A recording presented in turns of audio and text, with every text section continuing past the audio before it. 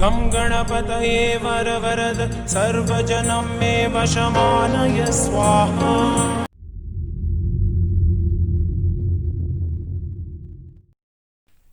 Hariom एस्ट्रोटेक lab में आप सभी का स्वागत है। आशा करते हैं आप सभी की मकर संक्रांत बहुत अच्छी गई होगी। 14 जनवरी को सूर्य के मकर राशि में आते ही खर मास खत्म हो गया। इसके बाद 19 जनवरी को देव गुरु बृहस्पति भी अस्त हो जाएंगे, जिससे शुभ और मांगलिक कर्मों में शुरुआत नहीं हो पाएगी। 16 फरवरी तक यह गुरु अस्त समय रहेगा। देवगुरु के उदय होते ही शुक्र तारा अस्त हो जाएगा, जो 17 अप्रैल को उदय होगा। इसके बाद ही मांगलिक कर्मों की शुरुआत होगी। हालांकि इस बीच 16 फरवरी को वसंत पंचमी को अबुझ मुहूर्त मानते हैं। कई जगह पर यह भी विवाह के लिए प्रस्तुत मुहूर्त होता है। गुरु और शुक्र के अस्त काल में भी विवाह मुहूर्त उपस्थित होते हैं, जिन्हें हम अत्यंत विकट परिस्थिति में इस्तेमाल कर सकते हैं। ऐसे मुहूर्त आपको पंचांग में मिल जाते हैं। बृहस्पति ग्रह जब सूर्य के आगे या पीछे लगभग 11 डिग्री तक रहते हैं, तभी यह अस्तकाल माना जाता है। चूंकि देवगुरु बृहस्पति धर्म और मांगलिक कर्मों के कारक देवता है, कारक ग्रह है, इसलिए गुरु ग्रह अस्त हो जाने पर मांगलिक काम नहीं किए जाते। इस बार 19 जनवरी से 16 फरवरी तक गुरु का अस्तकाल शुरू रहेगा, इसलिए लगभग इन 28 दिनों तक विवाह और अन्य मांगलिक कर्मों के लिए मुहूर्त नहीं मिलेंगे। हर साल बृहस्पति लगभग 1 महीने तक अस्तकाल रहता है।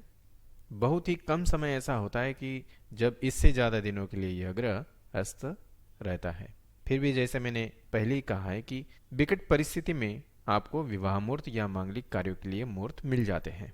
वैदिक ज्योतिष के अनुसार हर साल शुक्र तारा भी अस्त होता है। सूर्य के बहुत करीब आ जाने से इसे अस्त स्थिति कहते हैं। इसे लोप होना भी कहा जाता है। 16 फरवरी को शुक्र ग्रह मकर राशि में अस्त हो रहा है। इसके बाद 17 अप्रैल को सुबह यह उदय होगा। शुक्र अस्त होने के दौरान शुभ काम नहीं किए जाते। बृहत संहिता ग्रंथ में कहा गया है कि शुक्र के अस्त होने से मौसम में अचानक बदलाव होने की संभावना बनी रहती है। इन 61 दिनों में सूर्य से शुक्र की दूरी 10 डिग्री से भी कम रहेगी। इसी को शुक्र का अस्त होना या लोप होना कहते हैं। अस्त होने पर शुक्र का प्रभाव कम हो जाएगा। शुक्र तारा 61 दिनों तक अस्त रहेगा, लेकिन पिछले साल सिर्फ यह 8 दिनों के लिए अस्त हुआ था।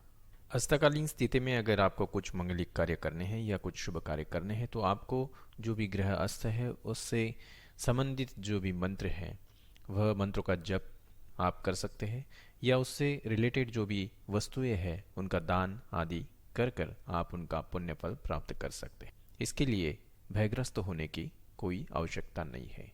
इस फरवरी को आपको वसंत पंचमी का पर्व मिल रहा है, जहां हम देवी सरस्वती को पूजन कर प्रत्यक्षीकरण कर सकते हैं।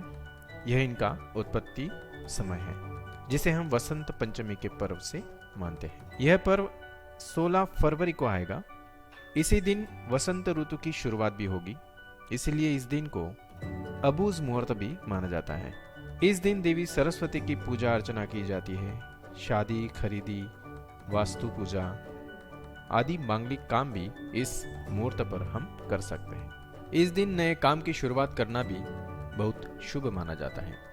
अगर आपके बच्चे पढ़ाई में कमजोर है, इस दिन उनकी जीवा पर स्वर्ण सलाका या चांदी की सलाका से आप ओम एम ऐसे लिख सकते हैं, जिससे माँ सरस्वती उनकी जीवा पर विद्यमान रहेगी और उनकी पढ़ाई में वह मदद करेगी। इससे वाणी दोष भी बहुत हद तक कम हो जाता है। माँ सरस्वती का स्तोत्र कवच आपको पठन करना लाभदायक सिद्ध होगा। ऐसे कुछ महत्वपूर्ण जानकारी के साथ हम अगले वीडियो में आपसे रूबरू होंगे। मित्रों, अभी तक आपने अगर हमारा चैनल सब्सक्राइब ना किया हो तो सब्सक्राइब कीजिए, बेल आइकॉन पर क्लिक कीजिए, ताकि आने वाले अगले वीडियो का नोटिफिकेशन आपको तुरंत मिल जाए। आने वाले दिनों में हम काफ़ी महत्वपूर्ण जानकारी आपके साथ साझा करने वाले हैं। तब तक के लिए धन्यवाद।